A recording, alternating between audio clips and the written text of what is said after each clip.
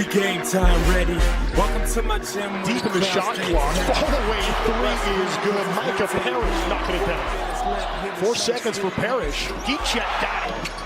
Extra pass to Powell. Your friend for 2. Us uses him for energy. Powell's 3. A response. Doesn't fall, but an offensive rebound for the Aztecs. Waters now. Second chance. Big time 3. Is going to launch. Huge 3.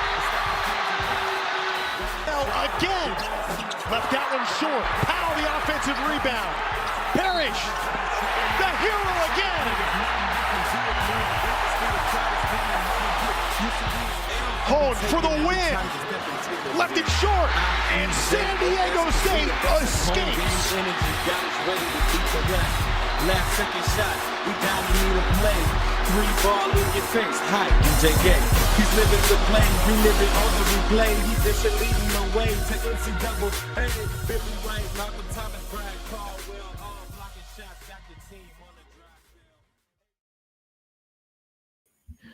What is going on, Aztec Nation? This is the Sons of Montezuma podcast, and it's your host, back like the Grim Reaper, sporting my ring, Mateo San Diego. Of course, you guys know who it is. Come on, man. You can find me on Twitter at Mateo San Diego, and I am joined today. I'm gonna have to change you guys up. Look at it. I need Fiend up here on the left, Mikey on the right. Got to keep them separated before they fight each other later in this episode. But you cannot stop him. You can only hope to contain this man. It is SD Sports Fiend. What's up, Fiend? Chilling, man. How you doing? Well, I'm not exactly 100% yet, but I'm getting there. I got my bathrobe on, as Mike would probably clown, and I'm sure he will. Joining us from East County to East Tahoe, he goes hard in the paint, and he is a sandwich aficionado. It is Mr. Mike Tortolot. Mike, good to see you. Good to see you. Hey guys, glad you're feeling better in your robe. Love it. And your hot cocoa. Yes, very relaxed. Got my tea working. Well, we want to thank everybody for joining this episode, this Kiss the Rings episode. I want to send first and foremost a big shout out to Andrew El Chino from the E-Host podcast for filling in for me last week. And man, he did a great job, guys. He's definitely a pro. He's got a lot of media experience.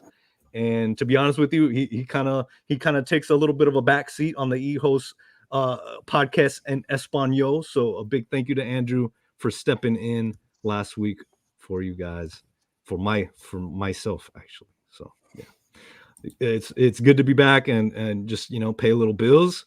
A big thank you to Caliware SD. Want to give them a big shout out for hosting our live episode that we had. What was that? Boy, already like a month or two ago already with the guys Butler and Ladie. Big shout out to them. And of course, make sure you guys are going to sonsofmontezuma.com. Check out our NIL shop. It's been on fire this week, of course. After the Aztecs took down UC Irvine 63-62, the shop has been ringing, and we all know why. For one, Micah Parish, man. Fiend sporting the shirt. What do you got to say about that shirt, Fiend? What do you got to say? What I got to say is everybody got a little dog in them, like Micah Parish. I love it. All right. Get him out there. Get him out there. Showing it off too much. No, I'm glad you're wearing it, man. I'm glad you're wearing it because after that game, boy, the Aztecs, he just takes apart UC Irvine's, takes their heart out of their chest one more time. I mean, man, I was there. I sucked it up. I made it down to the game, and I'm glad that I did. Got to see a lot of familiar faces I hadn't seen in a minute. And I will admit, though, my energy level went way down. By halftime, guys, I was like, okay, it came out of the half. The Aztecs, Elijah Saunders had 7 points, boom, boom, boom, out of the half. And I'm thinking, okay, this game, the way we're playing right now, no Jaden Ladie on the court, but this team looks like they are humming. They are just bringing it. The offense was flowing. I said, you know what, guys? I'm going to go home, give me some soup, kick my feet up, and watch the second half. And I did, and I caught the second half. Mike, what happened in that second half? Because we went from up here to down there, and then everything worked itself. It all shook out in the end. But I mean, what struck you the most from that game, especially in the second half? I only saw the last 10 minutes because I was at a holiday party dressed up as Santa. So I came home and I saw the last 10 minutes. So I was listening to it on the way home. I was kind of keeping track of it on the phone. I was listening to the way home, and like, dude, like it's the same story every time. They're up, and then they're up 10, 12, double digits, whatever, and then they kind of go cold, and the other team comes back and gets in the game. It seems like that's happened many times this year. In 10 games, it happened at least 4 or 5 times. So I think guys get tired at the end of the game, man. And the defense kind of sags a little bit, and then they kind of go on a cold streak, and then they catch that second wind and they win. So I was on the couch and I was just like, you've got to be shitting me, man. Like, no way, dude. No way. Especially how Jay Powell played. You're like, dude, let's go. And then they figured out a way to win it, man. Like, it's like every other game, they just figured out a way to win. And it's like, hey, every win's a good win. But that was the most nervous I've been in the last few games. Fiend, how nervous were you? Because you were there in the building. You stuck around for the whole game, sending me videos, sending me pictures, and I could hear your whistle all the way all over the arena. It's not too right? hard. We needed it too. They missed a bunch of free throws at the end. I mean, I don't normally like to do that because I blow out the eardrums of everyone in front of me, but I felt like it had to happen, No, I was nervous. I was really nervous. I mean, especially when that Justin Hone banked in that three. I mean, they had 2 banked threes in this game. It just seemed like it. I just thought to myself, man, maybe it's just their night, And but yeah, I was really nervous when we were down 4 or 5 with like 45 seconds left, and we pulled it out. I couldn't believe it.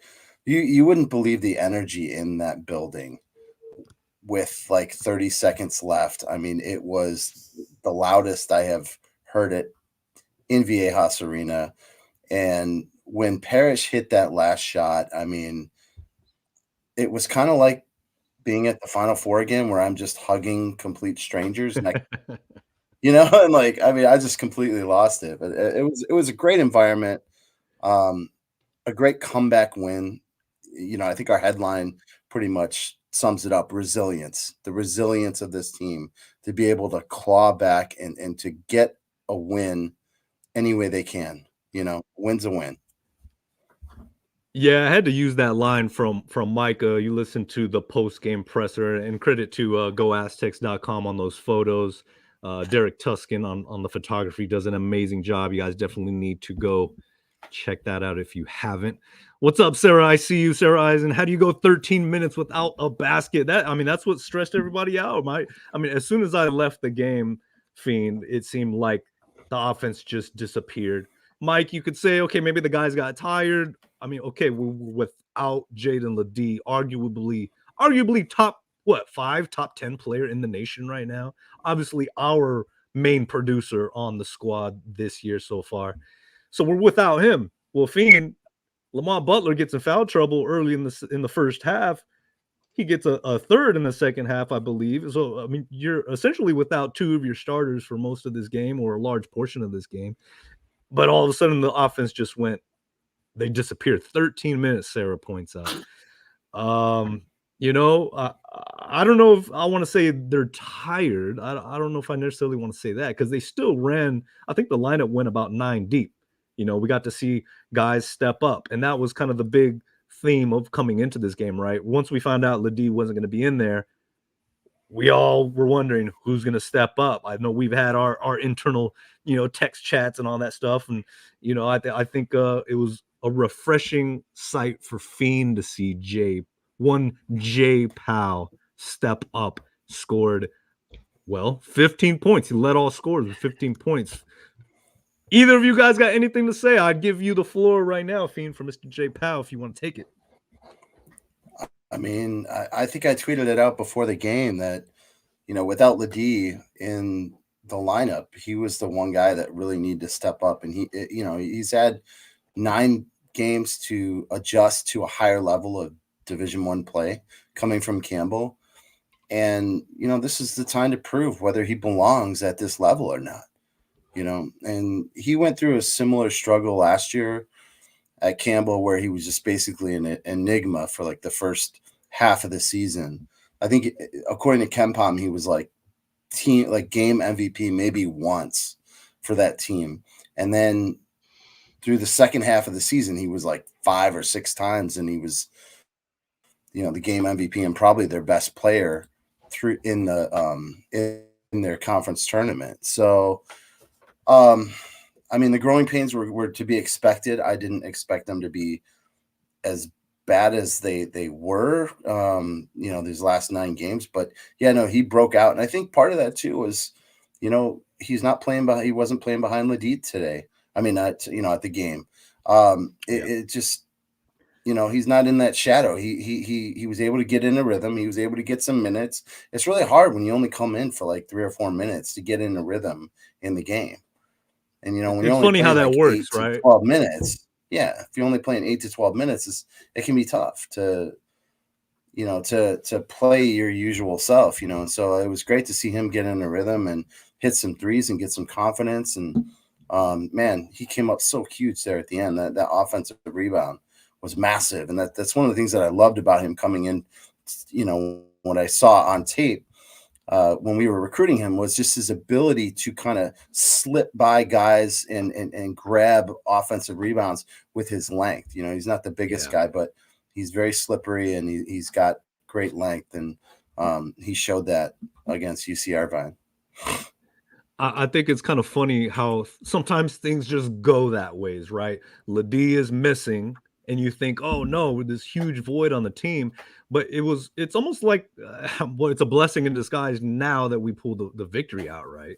But other guys stepped up. Powell stepped up, like you said, huge rebound, big dunk right there. Just the energy, and I think he spoke about that as well in the post-game presser. He knew this was his time to step up, like what you said. If you want to play at this level, you got to show and prove it. And I think this timing, it couldn't have worked out any better for him. Finally, I think to kind of, he's getting his feet underneath him, playing at this level in this program, and having that opportunity to shine. Mike, what do you got to say about the other guys that supported? Because when I look at all the stats here, I'm looking at, like I said, Elijah came out with 7 points in that second half. Reese Waters with 11, of course. Micah Parish with 14. Darian Trammell added those Big 10. So, on a whole team perspective, what did you think of the performance and the team stepping up to rally without a Jay Ledee out there? That's kind of the just get out there and figure out a way to win the game when your best player's on the bench. To further Fiend's point, to wrap that one up, Powell, it seems like the 10th game is when he takes off at every stop he's been at. The 10th game is when he kind of flips a switch and he goes. So we're going to see if that stays true to what it is. I would love that because we need him in that lineup. And he played more assertive and more aggressive, and hopefully that continues because you can see he's a good player. But Reese Waters was his first double-double, I believe, in his career in college. So that was sweet. Micah is Micah. I think someone should change the Wikipedia page that says UC Irvine's owned by Micah Parish. You know what I mean? I couldn't do it. I don't donate to him, so I can't adjust that stuff. But yeah, man. It was an overall team game, and Trammell again at the end, he kind of hit a couple big shots like he's been doing, and so you had a couple big threes at the end, and I still can't get over how silky smooth Reese Waters is, man. Like he just looks effortless to him.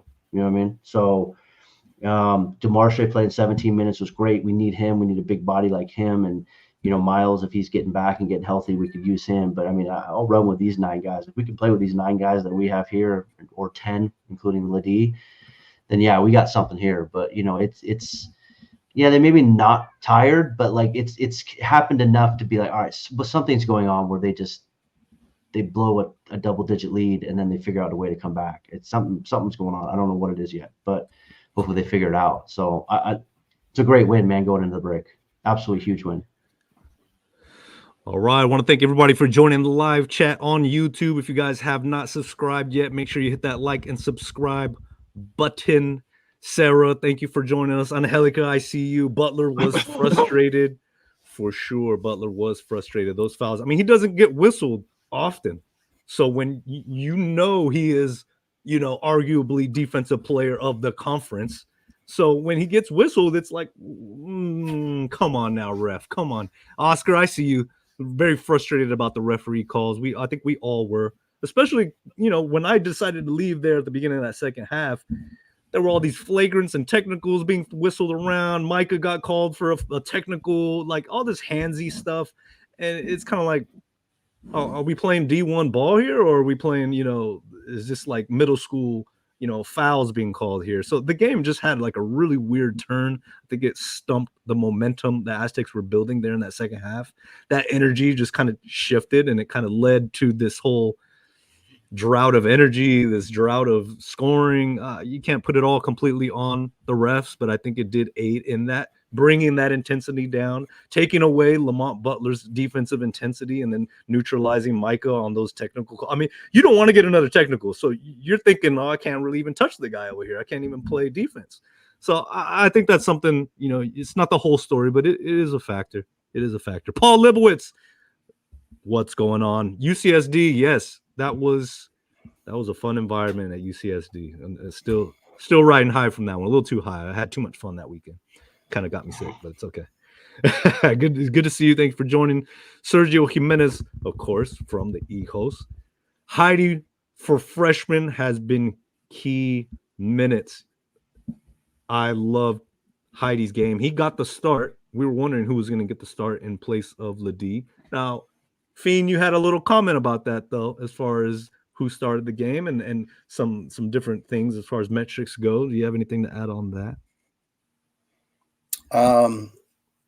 For Heidi, I honestly, I think that Powell should have started the game, and that's just my opinion. But it all shook out throughout the game because Powell got way more minutes than Heidi did. I just think he's more experienced. I get what they were doing there. They were going with a bigger guy, to put it the 5. It makes sense. But Powell can play minutes at the 5 or the 4, and I really like his versatility, being able to guard so many positions. I mean, so I don't know. But let's be real. I mean, maybe that was also kind of done as well. Like, okay, well, if you want to get starter minutes, show us what you got. And he showed it. He put it out there. I mean, that may have added to that energy, that exuberance, Definitely. All right. I see you guys more in the chat talking about the pet band. I know the pet band was putting it down. Okay. All right, Mike. So let's talk a little bit about Micah, though, because this was obviously that moment that I think we all wanted to see, as far as that dog coming out. And Micah picked up, well, he had some really good buckets in this game, but obviously picked up that key and one to put the game over the top. You're a big Micah Parish guy. So when you saw that play go down, you caught the last 10 minutes, the perfect time to catch all that go down. What do you got to say about that hard in the paint moment that Micah Parish gave us all? I mean, dude, just finishing. He's a finisher. 2 years in a row with that team. Like, it's just, I've liked him since last year. I just could tell that there was something, you watch him and you just, I know I'm more of a flow guy and a feel guy, and I watch it and I see how the guys react to certain situations. And I could just see that this dude's, he's got a different switch when something big happens. And he's like, he likes those big moments, and I mean, he just came through again. I mean, I wasn't surprised that was him, to be honest, considering what was going on. But, he was the guy who finished it. But without Jay Powell, that play would not have happened, with that big rebound and that dishing it to him and then kind of going in and getting the layup with, 10 seconds left. I mean, I'm not shocked because I expect that from Micah. That's kind of what he does. So we got a bunch of guys who are big game players, and you can see at the end of the game when they need to settle down and crunch in and get rolling, they do. They've done it, you know. So big ups to Micah for another big game-winning shot, man. You know, and just what was something that there was that meme about, hey, I think you have a lead. Too bad something about it might perish or something like that. Did you see that meme? But it was great, man. In Detroit, man. I mean, I can't. I don't, you guys know how I feel about them. I don't need to continue to kind of ramble on about them like a schoolgirl on a Saturday night. You know what I mean? I really want to know what he said to the bench after the game, because you were talking about how he got that technical, and you can't really talk after you get that first technical. Well, the game's over, right? Now you can talk. So I want to know what he said when he went by the UCI bench, and then you see a rope go and grab him and pull him out of there. Oh no, he talks. You could tell at the end of the game, the UCSD game, he was talking. I don't know what he said, but like I'm sure he can. I wouldn't be surprised if he's the best shit talker on the team. By far. Really coming from Detroit. Yeah, so like I wouldn't be surprised at all. And like kind of circling back to the technical foul, there's always one game a year that the technicals kind of screw with our flow. There's always one game. Remember Utah State last year? That was weird. Like there's always one game every year. Remember when Jamal threw the ball off the guy's face and tried to get out of bounds? He got technical for that, and everybody's like, "What are you doing, dude?" That screwed up that flow of that game. So that's just one of those things. So hopefully it's out of the way. Oscar asks, after Ledee, obviously without him, who could be the next rising star? I think Parish can fit that description. I think we have a number of guys who can fit that description. Coming into this year, we all knew this team was going to be able to put the ball in the bucket more than previous years. I think Micah Parish fits that perfect. I know Reese Waters has the ability to score in chunks. But let's be real. This team, 13 minutes. I mean, we're fortunate to pull off the victory. You can't forget about Darian Trammell. He only played maybe about 20-some odd minutes, but his ability and he's the same way. This team just proved that they're resilient. Each one of these guys, especially the ones that came over from last year that played so much. I mean, you cannot forget about Darian. I mean, he's a dog himself. He's willing to take those shots. He's willing to just grab the ball and create for himself. He has that ability, and to get that separation, he hit that three. I mean, you just can't count this team out. So, I mean, without Ledee, I mean, they proved in this game how resilient they were. I mean, such a perfect word. And I think it bodes well moving forward, right? Because we only got 3 more games in December in our out-of-conference schedule. Only 3 more. So this game really was, I think, a pivotal one to prove to themselves they can win. Of course, not without Ledee. You don't want to do that. But if you had to go without him, you could beat a quality UC Irvine team, and I think they really proved it to themselves more than anything. The guys who were out there, for sure. Yeah, I mean, UC Irvine just went up to USC and beat them, didn't they? Right. So I mean, they're a good team. They're a good team. You don't want to go very far without Ledee, but the next 10 days off, and then he's not going to play against St. Catharines. I would be shocked if he plays against St. Catharines. Is going to give these other guys more valuable minutes. Heidi, Powell, DeMarche, Bird. So that I think that's going to help because Stanford. I don't know much about Stanford, but they're probably going to give us a run for our money too. And then you got Gonzaga, which is Gonzaga. Woo, do we even want to get into those yet? Do we want to get into the rest of December yet, or do we have something else we need to address?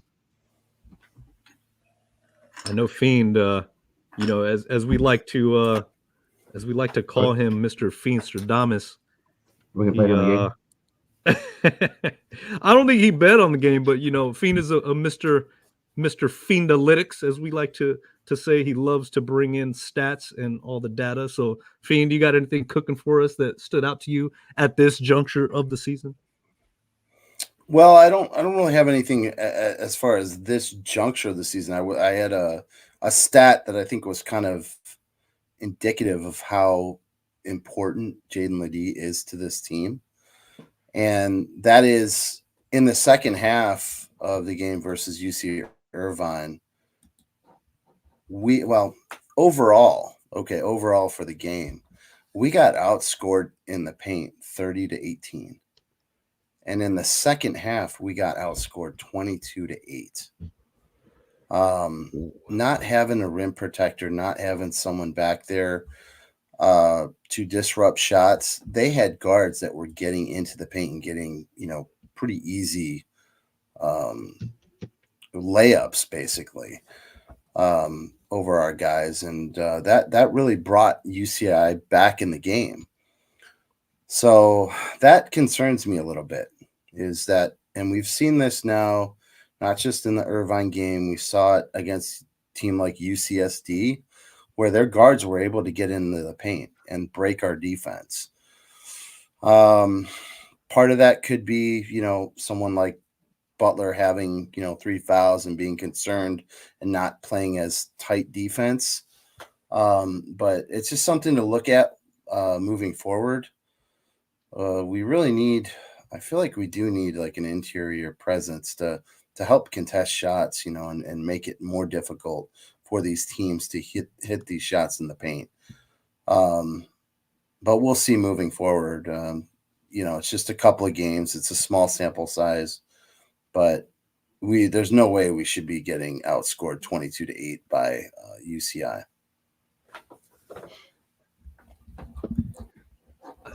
I feel like with St. Katie's coming up, St. Catherine's coming up, and Stanford to follow, like, I think we'll be okay there. But I definitely hear what you're saying. If Heidi could step up in that role a little more, J. Pell doesn't have that necessarily that size, but he's got that length, and the quickness. I think he can hold his own, like what you were saying earlier. But any word on how we fit in the metrics moving forward? I know like Ken Palm made some news. I'm not sure, for those of you guys who really dig into that, I'm not the biggest one when it comes to that. I know we kind of like to cry and complain about the AP poll. The AP poll that's just the press, that's just the media, right?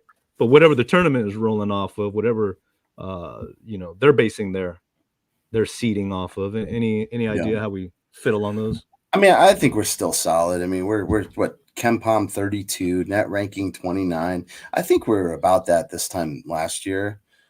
So we made a run to the national championship game.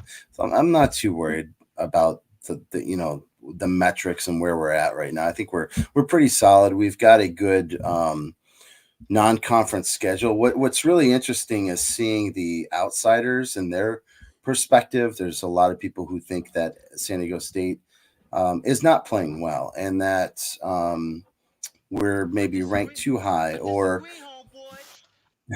there's other teams in the Mountain West that are much better than the Aztecs, or higher. Like someone had us ranked 4th or 5th in the Mountain West, and that just seems like so low to me, considering the competition that we have played up to this point. And there's only, a handful of teams, Boise and Colorado State, who have really played a decent non-conference schedule. I don't think you can really assess how good a team like New Mexico is right now, because they really haven't played anyone. The only team that they played that was worth anything was St. Mary's, and they lost to them. So it's just interesting seeing all these outsiders and their perspective. I don't want to be a homer, for the Aztecs and just, have these rose-colored glasses on. I want to be realistic about it, but it just seems like there's outsiders who are not as high on the Aztecs as maybe we are. And St. Mary's just took down one Colorado State. Am I correct? Yeah. Interesting. They did at Moby Arena too. So yeah. I was watching that one. All right, Phil Lee, in a tug of war with last year's Aztecs, they would outmuscle our current guys. Hard to make up for that lack of strength, quickness in some scenarios. Still winners. And Mike, that's all that matters, right? Still win. Just win, baby. Yeah, that's what you love to tell us. Yeah, last year we had 4 guys that were 5th year plus seniors. So it's I don't know if they're gonna be doing any tug of war, but it's a different, that was a more veteran team. This team is not the same. We're younger. We're more, I wouldn't say we're more immature. We're just not as veteran as last year. So last year's team was, like I said last year, I said straight up, man, I was more excited about last year's team than I am this year's team, even though I'm excited about this year's team, because they had that potential to do what they needed to do with those 5th and 6th year seniors, and they did. They did. This team is going to be interesting to see how they navigate the rest of this year, because I don't know what to expect. But, there's certain guys in certain games. Just be the star in your role. Be the star in your role for that game. And we're seeing that with Trammell. He's coming off the bench, and he's the star in the role at the end of the games here, the last few games, getting us back in the games. Like Trammell has gotten us back in the games the last 2 or 3 games. So just be the star in your role, man. That's all you need to do. Just play your game and play as a team, and everything will take care of itself. It's scary to think that we're 8-2 and we haven't even come close to maximizing our potential with this team. This team, I think if we peak like we hope to, and everyone's healthy in February and March, I mean, this is another dangerous team that can make a run through the tournament. So, I mean, the fact that we're 8-2 with the way we've been playing and some of the injuries we've had is actually pretty impressive. And the youth on this team. Yeah. We're not healthy. We haven't been healthy all year. Trammell's coming off an injury. Bird has gotten a few injuries, stuff like that. DeMarche, we haven't seen what DeMarche can do. You can see glimpses, but yeah, we're 8-2 and we're not playing our best basketball. It's kind of ugly, honestly, and we're not healthy. I mean, every year, 8-2, we're not going to be 10-0. I mean, it's just it'd be nice, but 8-2 going into break, and you have 3 games left. You're probably going to beat St. Catherine's. You're probably going to beat Stanford. You're probably going to lose to Gonzaga, dude. But if you can get the experience up there in that arena, in that environment up there, if you beat them, awesome. It's similar to the BYU game. That's a really, really tough venue to play in. And you got Ike up there who knows our team very well. So, if we can get to 10-3, if we get, I'm just keeping it. I don't want to be the team says don't be EK. What did I say? Dare Ike? you? Did I say Ike? Don't be like Ike. Don't hey, you hey, ever listen. Okay, count all right. this Tranquilo. team out again. Listen. Don't you ever 10-3. count this team out That's again. That's a cold water take, Mike. Okay, so if we can get to 10-3, if we can get to 10-3 after Gonzaga, if I told you that before the season started, would you be happy with that record? Well, of course. I'm not saying I wouldn't be happy. I wouldn't be, excited for the future, because we all know, like a broken record, right? Brian Dutcher's teams to get better as the year goes on. But we just saw Gonzaga, however you say it. We just saw them go down. Who did they lose to? Washington, right? Didn't we just? Yeah.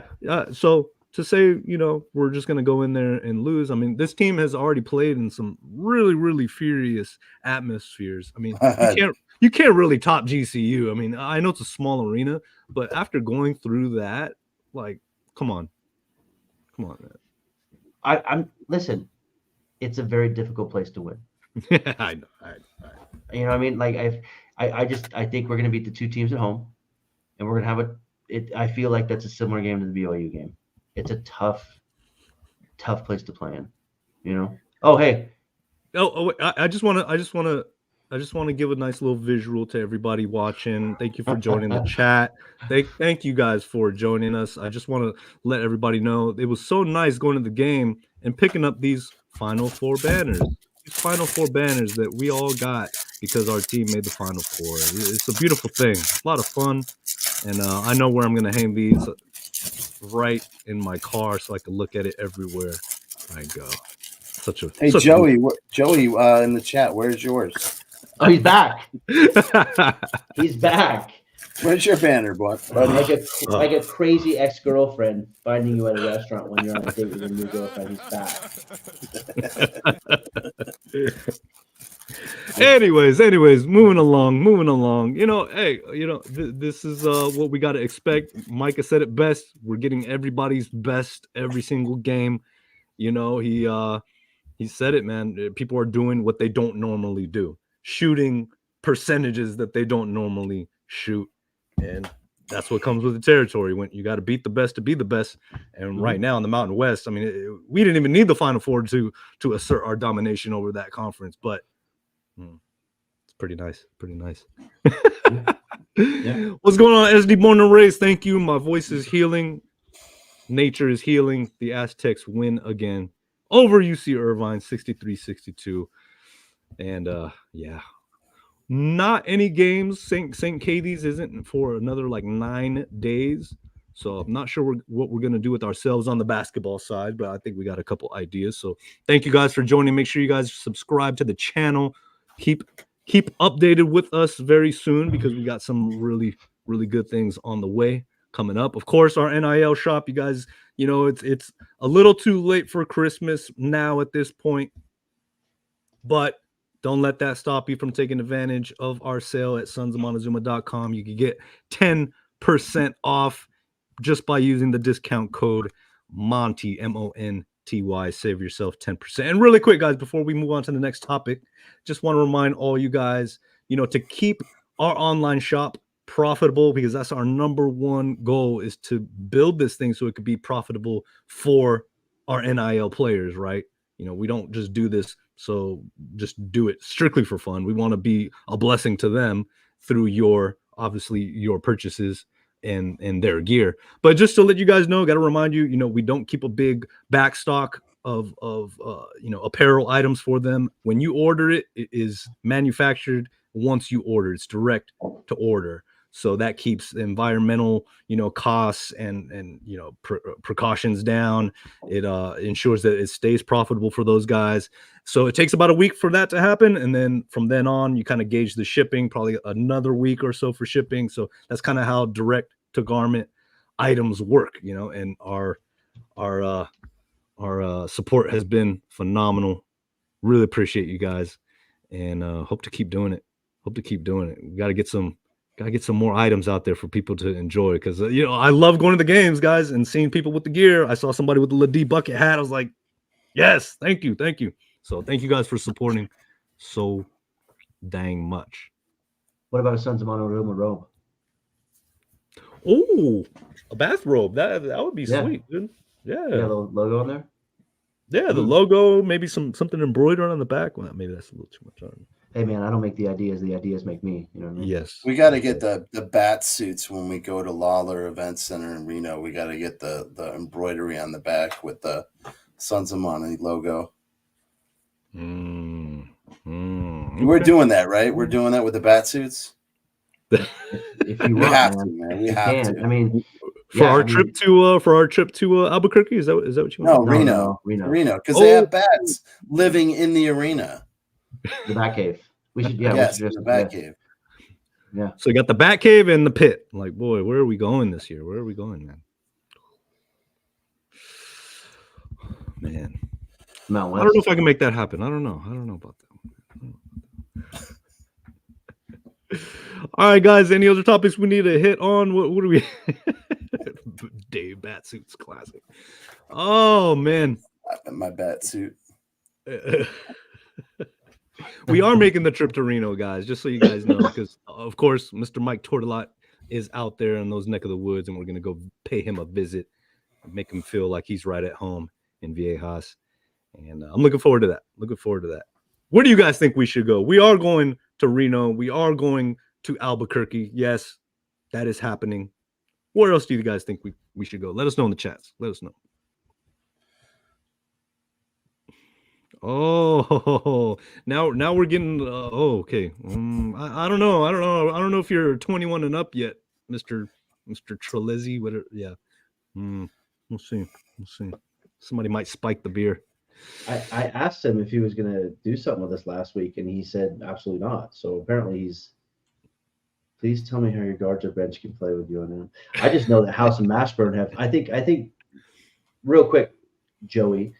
I believe your team has played 400 plus minutes or something like that, and House and Mashburn have only played like 4.5 or 5 together. I don't know if I read that. I don't know if that's correct or not, but correct me if I'm wrong. But I don't think those two guys have played very much this year, have they? Not sure. I read that wrong. Oscar Big O chimed in. He says, very awesome that Sean Lewis, head coach of the football team, made an appearance at the basketball game. Yes, Oscar. Everybody who's watching tonight, make sure you guys come back tomorrow night.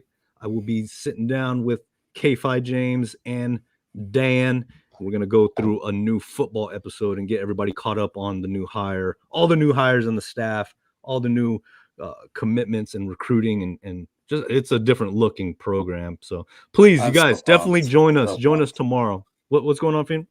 I said I'm so pumped for this new coach and just the energy and the excitement that he's bringing to the program, and it's a breath of fresh air. And when the Aztecs are firing football and basketball, man, it's great times. Yeah, campus is different. It's different. So join us tomorrow for that for sure. Oh man. Okay. All right, guys. How we feeling? You guys ready to shoot your shot? You guys ready to shoot your shot a little bit?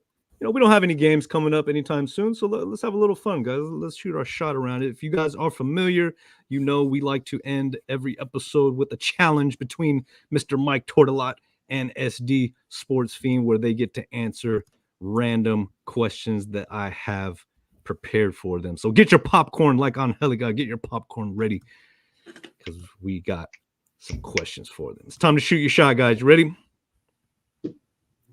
Ready.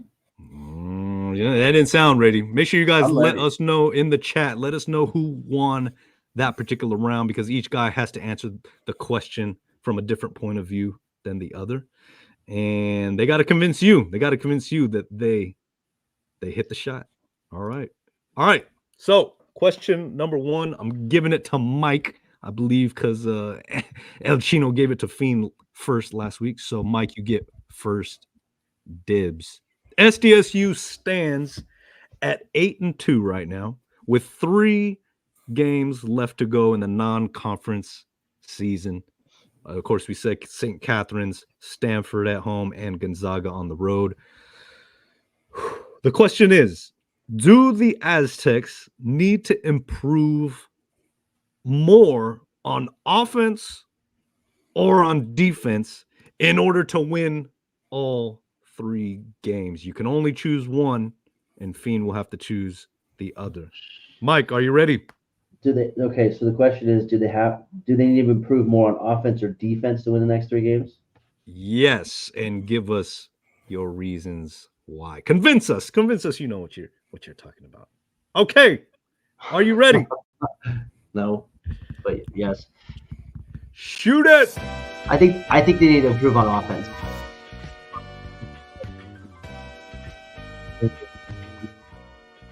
What are you talking about? Can you hear me? Can you hear me? Can you hear me? I don't know. Can everybody hear? Can you hear? Am I on mute? Can you hear me? Shoot it. We're gonna rewind. Wait, hold on. Wait. Shoot it. Can you guys hear me? 1. I can hear you. Yes. You went out. You went in and out. We'll give you a rewind. We'll give you a pass. Well, I was wondering why he did that, and I was assuming he just couldn't hear me. After a while, I was just like, did you mute me? No, I think you're stalling. I think you're stalling on purpose, gathering your thoughts. That's what I think you're doing. I was talking, and then okay. Cheater. We know. We don't. Hey, listen. Cheater. We just got internet. We just got internet up here in Reno. It's a new thing. Hey, Fiend wins by default. I agree. You got that East Tahoe internet. I get it. And now my picture's all fuzzy. What's going on? Yeah. All right. 3, 2, 1. Shoot it. They need to improve on offense, because if they can start scoring points and get ahead, they can put pressure on the other team's offense to play better, and our defense kind of seems to play better when they're forcing other guys to play our game and not us playing their game. So if they can improve on offense and score more points, it's going to put the other team in a to press more and try and score, and I think that helps our defense.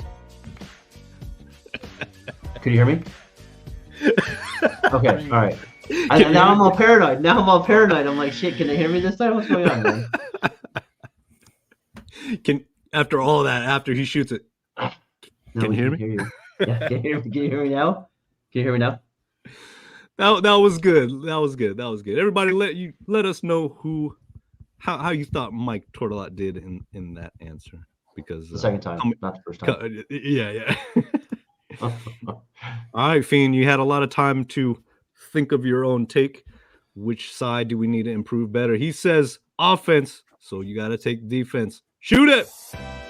All right, the Aztecs are going to have to improve on defense, especially in the interior. We are giving up way too many points in the paint. You look at guys like Graham Ike for Gonzaga. I mean, that guy is a stud inside. Gonzaga really runs a fast-paced offense. There's no way we can play that game. We need to slow it down, grind it out, and hopefully come out of a win at Spokane. I think the other two games we're going to win no matter what, but that game in Spokane, we got to grind it out and really quiet the crowd with a lot of clanks from the other team. Defense is going to win these games. All right, there you have it. There you have it. Who do you guys think won? Give us your vote in the chat. Was it Fiend or was it Mike? Let us know. Let us know before we move on to question number 2. All right, I see one for Fiend. He was, he provided details. He had stats. That was part of his mission today with his stats. SD Born and Raised, Fiend, never in doubt. Just like the game we won against the Anteaters, never in doubt. All right, I'm going to give that one to Fiend. I think it was clear, and he didn't have the technical difficulty. Sorry about that, Mike. Sorry we had to get you off your game. Get you off your game. Okay, this is a tough one. This is a really tough one. I do not envy you guys at this moment, but this is a tough question. Okay, Fiend, are you ready? I'm ready. You are the UC Irvine head coach, and your daughter notifies you that she is bringing over her new boyfriend for Christmas dinner. You hear the doorbell ring and answer the door, and there she is at the door, standing with none other than Micah Parish. What is your first reaction? Shoot it! Oh, what? I think I'd have to slam the door in his face. I'd just be too upset over him ripping my heart out twice, and now he's taking my daughter. Go eat dinner somewhere else. Sorry, you're not dating my daughter. I'm not taking 3 L's to you. Bye-bye. 3, 2, 1. I don't know if that reaction would have did enough, but let us know in the comments. Mike, you look like you are not enthused to answer this question. Like, I have some wild shit going on in my head with questions, but this is something else, dude. Like, this is something else. I don't think Fiend's in the Christmas spirit is what I'm gathering from that response, to be honest. You know what I mean? But shoot it. Get the buzzer. Mike, let's go. Shoot it. Hey, you know what? It's Christmas. We're having a nice dinner. It's nice to meet you. Come in and join our family and sit down and have a nice meal with us, and we can chat. And I need you. I'm gonna get some of the plays from you for the next game. You know what I mean? But no, hey, come in. Nice young man. Come have dinner with us. Enjoy Christmas with us, and just have a good night. That's so lame. Merry Christmas. Merry Christmas. You know, like Fiend. Jeez, man. Like, kick the guy out. He's coming over for Christmas dinner, and you kick him out. Jeez. I mean, the man Dude, he just ripped their heart out twice. It's and then Christmas, bro. To their bench, and it's Christmas. And it's his daughter. His daughter is dating Micah Parish. Who cares? Why don't you want him to date her? Because you beat him in basketball or what? All right, guys, let us know in the chat who won. Oh, Oscar, hide the mistletoe. Okay. Fiend not taking 3 L's to you. Yes. Angelica, I do. Yeah, hold on. And Angelica, I have a little girl, yes. But you know what? Like, if she likes a guy and he comes over and he wants to introduce her to us, it's important enough to her to introduce him to us. Then you got to give the guy a benefit of the doubt and meet with him and see how he is. And if he's a nice guy, great. If he's not, then you take a different stance. But you know, hey, I'm a big believer of giving someone a chance. You know, what is it? Trusting you is my decision. Breaking that trust is your decision. Right? You guys don't live by that? All right. So I'm the rational one here, but I may look like I'm irrational. Next question. All right. I think it's pretty safe to say the crowd is not buying your act. Mike Angelica says, "I don't believe your dad instincts," and I'm taking her word for it. Everybody's saying it's true, but let's see what happens in a few years. Okay, last question, guys. Last First of all, question. my daughter's never dated. We know that's never gonna happen. So. Yeah. Well, if she does, I hope she dates a winner like Micah Parish, a winner, pure winner. Okay, next question. Last question.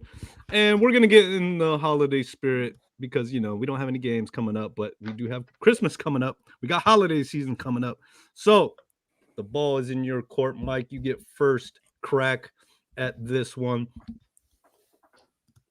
What is your favorite Christmas song and why is it the best? You ready? Yeah. Shoot it. Oh, Mariah Carey, All I Want for Christmas. It's an all-timer, dude. It's one of my favorite songs ever. Because as soon as that comes on, it's such a great dance Christmas song, man. It's I think it's the best Christmas song of all time. That's it. I mean, I don't. What do you like about it? What do you like about it? It's a great song. It's a great beat. It's got Mariah Carey when she was in her prime singing it, and you got everybody in the Christmas spirit. You know what I mean? It's just a great song. Great song. Love that song. Mariah Carey when she was in her prime. Okay, all right, that's a nice touch there, Mike. Nice, honest truth. Okay. The Jeter years, if you will. I don't know, man. That song can get kind of annoying though. That song, I mean, because you hear it every single year. It's on every single TV, radio, that's why internet. That's why it's the greatest song ever because it's on every year, dude. Stick to itiveness. That's one way to look. That's one way to look at it. We'll see if they agree with you in the chat, though. Okay, so Mike has got Mariah Carey. All I Want for Christmas Is You. Fiend, are you ready? I'm ready. Shoot it! I mean, the best Christmas song of all time. The meaning of what it's to give to someone else. Lonely Island, Dick in a Box is the best Christmas song ever. It's my dick in a box. All right, I can't. You won that one. That's fine. I'm gonna take 2-1. I don't think I need to say anything else about that. We're getting canceled. We're getting canceled. We are getting pulled from the airwaves. All our sponsors are leaving us. It's done. It's a wrap. Thank you, Fiend. I want to thank you, Fiend, for this last episode of Sons of Montezuma podcast. It's been real, guys. Thank you, guys. Just got 1,000 subscribers on YouTube, and we're about to get The follow-up song to that's good too. Is there any way we can go back and we can edit that out? No, that's the song. Dick in the Box. DIB. The pleasures of doing it live. Doing it live. Thank you guys for joining us. Thank you guys. Okay, Sarah. Okay, that costume get resurrected next show next week. Okay, maybe maybe Fiend will have to resurrect that costume and in the show. Oh, how about for one of the games in the show? I'll go down there with as No, that's thinking. That is thinking. Yeah. All right, I'm just gonna end the show now, guys, because this is getting way out of hand. Gotta watch my shoot your shot questions. Everybody, thank you guys for joining us. We're having some fun. I'm glad to be healthy again and back on here. This thing. Join us tomorrow as we take a little bit more of a serious episode because football is serious. Football is very serious, and we'll be having the guys for a football episode tomorrow. But on behalf of Mike Tortolot in East Tahoe, putting it down for all the state of Nevada, and SD Sports Fiend putting it down for his in the box. We thank you guys for joining. Thank you guys for joining. Stay tuned. Hopefully we got some exciting things coming up this week or so. Make sure you guys are supporting the NIL shop. Of course, support our NIL guys. And see you guys next time. Anything to say, guys? Nope. See you I hope next we don't week. get canceled. For what? For what? Yeah. Sorry, guys, it's been real. Give us a good review. If this is our last episode, make sure we go out on a high note, on a positive note, guys. Give us a good review. Let your friends and Aztec fans know we exist. SonsofMontezuma.com on YouTube. Hit that like and subscribe button, and we will see you guys hopefully again. Thank you. Have a good night. Go Aztecs. Go Aztec.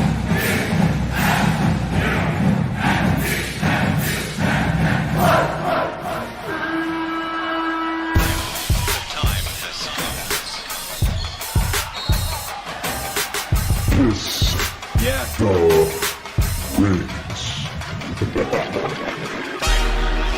We game time ready. Welcome to my gym. Deep in the shot clock. Fall away three is good. Micah Parish knocking it down. 4 seconds for Parish. Heat check, got it. Extra pass to Powell, your friend for two. Us uses him for energy. Powell's three, a response. Doesn't fall, but an offensive rebound for the Aztecs. Waters now, second chance, big time three. Is going to launch, huge three. Now again, left that one short. Powell the offensive rebound. Parish, the hero again. Hone for the win. Left it short. And San Diego State escapes. Last second shot, we dominate the play. 3 ball in your face, hype and JK. He's living the play, reliving all the replay. He's just leading the way to NC double. Hey, Billy White.